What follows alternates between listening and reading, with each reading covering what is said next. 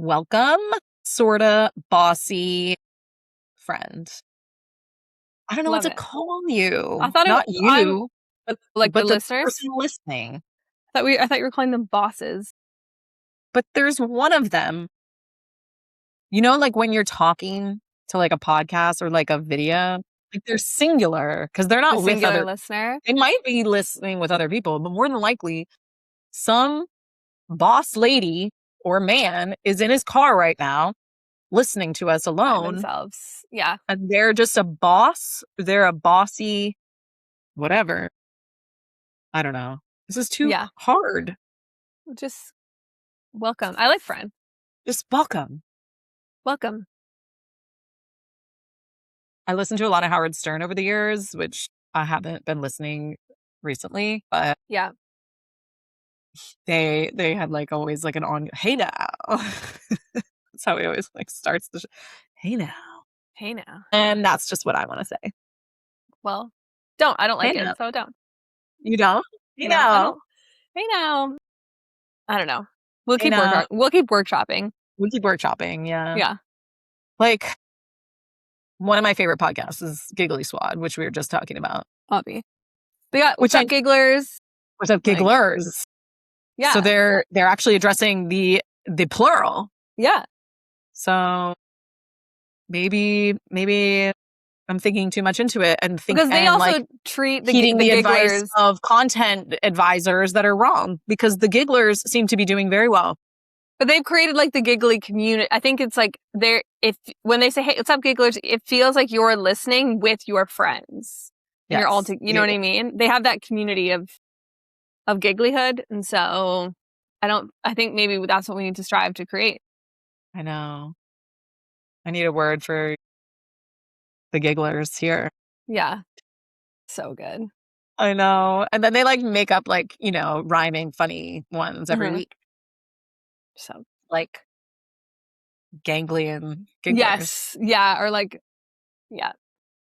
Hannah with her smile. Inside jokes all the time, So good. Do you have any inside jokes for me? Not really. We don't really have any inside jokes. Damn, that's rough. Can you think of an inside joke that we have? Just people that we make fun of, but not really any inside. Can't say that on the podcast. We don't make fun of anyone.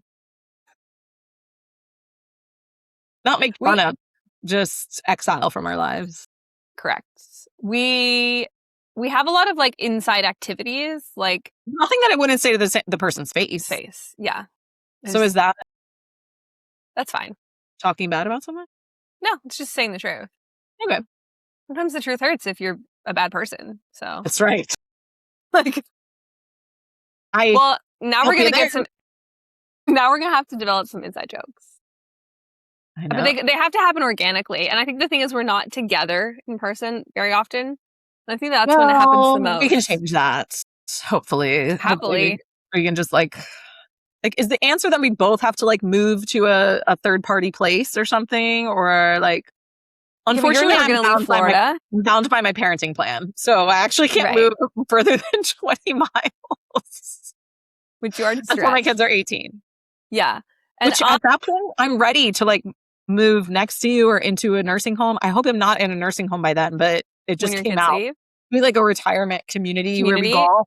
Yeah. We live on a golf course. Maybe I'll finally be better at golf. Probably not. Well, because then we could like go to the exercise facility. Michael and I have been going to the golf club that we belong to. Like we've been going to the gym there. And they have the kids club for the gym. So like on the weekend, we went to the gym and put the kids in the kids club. They loved it. They're like, can we go back? I'm like, sure, because I can go work out for 45 minutes, Wow. But man, if I was like an old lady, I would love to just like live in this neighborhood and like walk and go play pickleball and then go to the gym and then play night golf and then go to the club and eat lunch. It's literally the dream. And I think they have bingo night. They have like mahjong night. Mahjong. Yeah. Why do I not know how to play mahjong? I am dying to learn because obviously it's like taken off, but I've wanted to learn forever, specifically and like most ardently since Crazy Rich Asians came out because I love that movie. Is that? You've never seen Crazy Rich Asians? No, but I read the book and I haven't seen the movie though. I forgot about the that. movie's so good. It's like so good. It makes me want to go. I mean, lots of things make me want to go. But anyway. All right. Girl, we're on a deadline, so let's talk. Okay. So love you. And I could see, this is the thing, like I could yap with you, but we don't have much time to yap, which is why we don't have inside jokes. Damn. Because we don't yap. We're always like at a work conference. I know. Or at a work dinner or on a Zoom call for a specific reason. Or we're on a Zoom call for a specific reason, and then we never get to that reason because we like the dam breaks and we yap for like an hour, and then we're like, oh no, we have other calls. Really and we didn't even talk about it.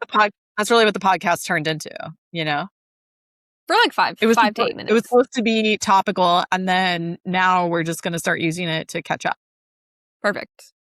So yeah. I think that we will probably lose some listenership, but it's okay. You know, we could just put a calendar block in that's podcast, and we could just yap there. Wink, wink. Yeah. Sorry to my fam. I know it's not 8 p.m., but I have to go record. Yeah. I gotta go record. And they're like, you'll never catch me recording at 8 p.m. Or yapping. Yeah. Yeah.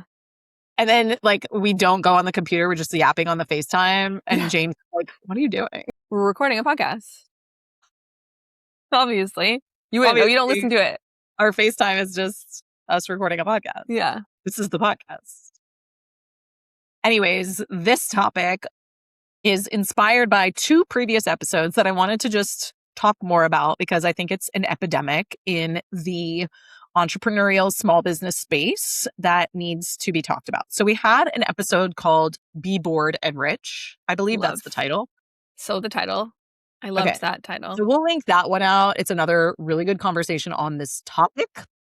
And then recently I had Denise Duffield-Thomas on the podcast, interviewed her, and she shared, so I had asked our community for like, what would you want to ask Denise? And one of the questions that they had for Denise was like, don't you get bored? They were like, don't you get bored? You've launched, you literally have the same program. And Denise and I did the math while we were on the episode. For the last 15 years, she has launched the same exact program. It is the same exact business model that she's had since the beginning of time, 15 launches and I believe years ago. Yeah. And so they were, don't you get bored? And she was like, I love this question because yes. And and she's like, my business is not my source of entertainment, you know, which is exactly what we talked about on the Be Bored and Rich episode. But to go deeper on this, like, so many people see, even if you're not doing it at a conscious level, you are using your business to entertain you. Yeah. Partly because you have no hobbies. Partly because you have spent the last 3, 5, 10, 15, 20 years pouring everything into the business, right? Like you've been dedicated and you tell yourself how much you love to work. And so you don't mind it. You're like, I don't mind working. I love my work. Mm-hmm. I'm like, okay, like you can love your work and still not do it 24/7 or love your work and still have other hobbies or things in your life that fulfill you, right? Yeah. When you don't have those things, your psyche is built to meet all of your human needs, right? Like your mind is trying to meet all of your human needs. And so if one of your human needs is fulfillment or entertainment, right? Like safety, security, we know, like that's number one, have that before we can have anything else, right? But it's like, if you are using your business to fulfill all of those needs, then you will at some point self-sabotage something that is quite boring that is working, right? Yeah. Like if something is working, leave it alone. Like leave it alone. Totally. Just keep doing the thing. And find your source of entertainment elsewhere and be really ruthless about that, right? Like Denise, and I asked her, I'm like, so were there times that like you had ideas or you were tempted? And she was like, yes. And that's when she talked about anal sex. Died listening to that replay. Died. I'm like, yeah. I have no judgments on whether this is your You sexual do you. philosophy. Yeah. Personally, for all the bosses out there. Like, but her philosophy is like play in the front, leave the back end alone, right? Like kind of her vibe. Both in the bedroom and in her business, So she's like, okay, if I'm going to play in the front, that means I can have ideas. I can, funnel my ideas or constrain my ideas or focus my ideas. And I've talked a lot about this over the years because one of the things that we teach is like our bottleneck analysis. And when I've worked with clients over the past 15 plus years, right, working with all different types of businesses, 2 reasons they're not hitting their goals. Number 1, they are solving the wrong problem. That's usually the case, right? Or number 2, they're solving multiple problems at the same time, which is incredibly inefficient. And so when we do our bottleneck analysis to help people identify what is the problem that I have right now, that's where all of the ideas should actually be flowing towards, right? That's where also I tell my clients and our clients over the years, like, that's also where any of your consumption should go, right? Like if you are someone that is like reading a business book or a podcast or hopping on a new webinar or downloading a ebook, whatever the thing, the PDF, right? Like learning a new ChatGPT prompt or Claude. Make sure that you're focusing on those things on the problem you actually need to solve so that, yes, you can have new ideas, but make sure they are constrained to the thing. Otherwise, you will lose focus, get sidetracked, and be trying to add new ideas to a system and a team that is trying to laser in on solving the one thing, right? Mm-hmm. And so when Denise said this, she's like, yeah, I have ideas all the time. Like, of course, she's entrepreneurial. She's definitely a creative. Like, she's made a lot of money. She's had a lot of businesses over the years. But she restrains herself to play with those new ideas in the front, right? Like, not in the back end. The back end remains the same, which is boring. It's the same program it's been for 15 years, but it's what makes money. She knows how to deliver on that system. And if she has a new idea, it's more about how to market that thing or how to get it in the hands of new people or how to talk about it in a different way that might bring a new person in. And then entertain yourself. Don't use your business as entertainment. Find a hobby. Get something to do with your hands that is not going to like be tinkering with the business, right? Because what is it? When hands sit idle? Idle hands. I don't know. It's something. You get the idea. Idle hands. Yeah. If they're idle, they have the tendency to try to tinker into things that they shouldn't be tinkering with, right? So I have encouraged a lot of our clients over the years to find a hobby for themselves. And some of those hobbies are so unique and fun. Some of them are like childhood, what's the word? Like not rejuvenation, but like reconnecting with their childhood, I guess, like kind of like, finding that joy again that they maybe something that they used to do as a kid. Others, it's like something they're doing for the very first time. Like one of our clients is currently taking a drum, like an African class. Yeah. Amazing. Some of them is also like, it could look like business, but it's a separate thing, like writing a book, right? Or working on, I know a few that like they started going to like a Toastmasters class. Yeah. Okay. To like improve speaking. So it's like, okay, that's like a separate kind of hobby that you are still, I would love for it to be even more removed from the business, but still use like another part of your brain altogether. Yeah. I'll accept that because at least you're like not tinkering with the things that work inside the business, because just being bored is a recipe for being broke, honestly, because every time you tinker with the thing, you're messing up all of the improvements you've made over time. You know, like you can make incremental improvements to something, but don't think, oh my gosh, I have this amazing idea. We're going to like burn down the thing that we did and start something new because I'm bored. Yeah.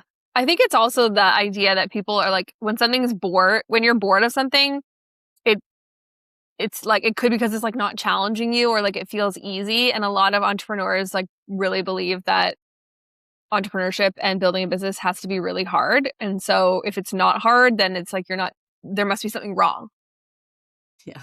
Right? So it's like, this is not hard for me anymore. So let me make it hard so that it's like I'm challenging myself, you know? Like, no, go challenge yourself by learning a new sport or a new skill or go learn a foreign language. Like I have another client who's taking like Spanish lessons and like literally sits with a tutor. Yeah, a tutor, like, you know, once a week and learns Spanish. And I was like, that's so cool. Like that is an amazing hobby, right? Yeah. And that's a challenging hobby. And I was talking to a client this week and we were talking about rates, right? Which is a completely different conversation than being bored. It's not that she's bored. It's just that like she was like feeling a little bit of guilt around certain rate increases over time. And I was like, tell me more about that. And she's like, well, it's just like this work is so natural. Like it's so easy to me. Like this is so easy. And I'm like, okay, but do you realize that like number one, you have a degree, you have an education and a skill set around this thing that most people do not have. First. Yeah. Like an interior designer, right? So she not only has the education to back it, but that's a very unique skill set for design, like having a design eye that a lot of people just do not have. And she just, I think, was taking it for granted. I'm like, most people cannot like walk into a space the way that you walk into a space and know exactly how to functionally make it work and also make it beautiful, you know? And I'm like, I understand that this seems fun and easy for you, and that's why you started your business to begin with. Like, it was literally just like a fun side project. Like, she was doing it for herself, and then a friend asked, "Oh, would you do it for me?" And she was like, "Oh, sure." And now her business is like booming, like cannot keep up with demand, you know? Yeah. I'm like, well, that's because what is easy for you is not so easy for other people. And that's why we charge for it. And that's why it's valuable to other people. Yeah. And like, I was like, I can resonate with that because sometimes I think about the work, even the work that I do. And I'm like, doesn't everybody think like this? No. And they're like, no, absolutely not. I'm like, oh, come here. Right. So yeah, to your point, just because it's not hard doesn't mean you should do something to make the whole thing harder for yourself just because you're bored, you know? And I think that shows up in like a lot of ways. Like people just love to self-sabotage, you know? They're like, oh, this is too easy. So therefore there's going to be something wrong with it. I must be doing it wrong. So let me just like burn it to the ground. Yeah. But like, how about you just like let things be easy, let things be boring, and find improve fun in the areas like where you can maximize like, use the data you have. Yeah. Like what works for you. Like you have a ton of, if something is working and that's what makes it boring, you also have a ton of data around like where it's working. And so just like lean into that and continue optimizing. Yeah. And like literally go read a book, like a fiction book. Yeah. Don't even dare pick up a business book, okay? Because like you're already bored enough. Because some of you like have a consumption issue in that like if you're consuming something, you feel like it needs to be personal growth or business development. And I had that issue for many years and I made myself like go cold turkey. I was like, no more. Yeah.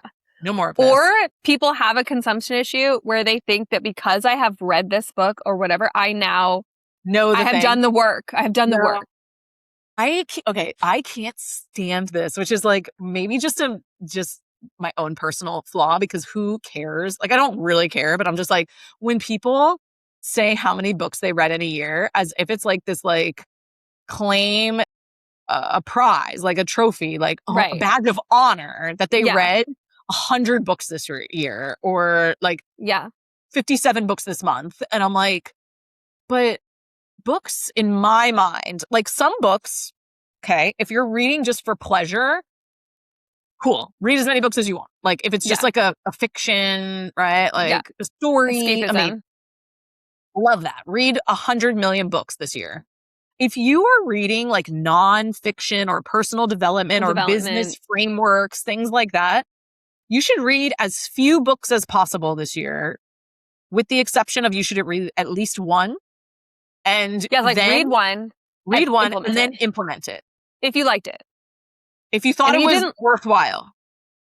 If you didn't, if then it related to the thing, if it related to the thing you actually need to solve in your business and you think it's a good model for you to implement, then you should read it as many times as you need to read it to fully embody and implement the thing. I have done this a few times because this takes time, right? But like books, I believe, are so valuable, like probably the most value you could get out of like the dollar, right? $20 usually for a book. And they're a lot of times life-changing, business-changing, if not just you read it. Who cares if you read it? Yeah. If you implement it, right? And most people will never implement it. But there are books that I have read because I was like, okay, this is worth my time. And I will read it and I'll get it on Audible and I'll listen to it and I will stop. Okay. Implement that thing. Don't keep going until you implement the thing. Then you're ready for like the next piece of that or read it again. Like I've read them like 6 or 7 times before I felt like, okay, now I feel good. I feel like I'm ready to move on to another book. Yeah. But that is like, then I need a purge and I need to like, okay, and I need no business books for a little bit. I need to fluff. Yeah. We would always get that. I feel like we'd always get that with Clockwork, and like I'm not shading anyone in particular, but like, oh, I read Clockwork. Like I know what my QBR is. I'm like, oh, do you? Do you do anything to maximize its impact? Like every quarter, are you doing a time tracking that then you analyze for the whole team and make sure you do all of the movements with the roles and the activities? Like, are you doing all the things? Because if so, I guarantee you there are a few people that did. Which I love you. You're my type of reader. Yeah. And you could, but if you're just reading just because you want to say you read so many books, then like, I don't or you want to read like the hype book. Yeah. I'm glad that you clarified not for fiction, because I read a lot of fiction last year, but mostly because I listened to a lot of fiction and I ignored my family. Like, I just always have a book in my ears now, and I'm just like, sorry, I'm cooking dinner, I'm cleaning, I'm whatever, and I don't want to talk to you. So I do that. Like when I'm cooking or cleaning or folding laundry or whatever. Cutting the grass. I like doing it when the kids are not here, because then they're not going to interrupt me, you know? But if they're here, then I have my earbuds in. And then I get really annoyed when they come interrupt me because they keep like, I'm like, hello. Hello. They're just like yapping at me. I'm like, I can't hear you. Go ask your father. He's probably just watching sports, so he can answer your question just fine. Pausing it, and then I'm like, what? Yeah. Oh, I just wanted to say hi. And then I feel like an asshole, you know? Just wanted to show you like this picture. I'm like, that I drew for you. It says, I love you, mommy. Yeah. I'm like, okay, well, they just got to the inn and there's only one bed. So like, what are we going to do? Yeah. Yeah.